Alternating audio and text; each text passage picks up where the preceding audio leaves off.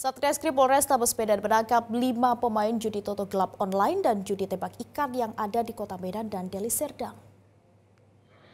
Usai ditangkap di dua lokasi berbeda, kelima tersangka langsung ditahan di Polrestabes Medan.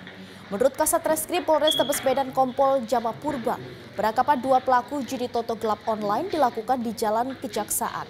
Sedangkan judi tembak ikan ditangkap di kawasan Kecamatan Percut Sietuan dengan 3 orang pelaku. Dalam pengungkapan kasus ini, polisi menyita 2 lembar rekapan nomor tembakan judi togel dan 2 unit handphone, serta uang tunai Rp29.000. Sedangkan judi tembak ikan, polisi menyita sejumlah mesin judi. Berdasarkan keterangan dari Kasatreskrim Polrestabes Medan Kompol Jama Purba, pengungkapan ini berawal adanya laporan masyarakat yang resah maraknya judi togel online di Kecamatan Medan Petisah.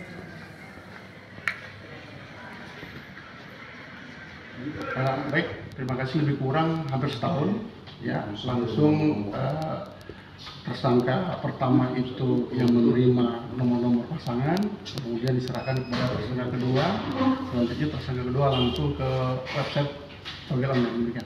Untuk polanya seperti apa dan cara mereka memasarkan kepada pemain itu seperti apa? Apakah menggunakan media sosial dan juga influencer atau bagaimana?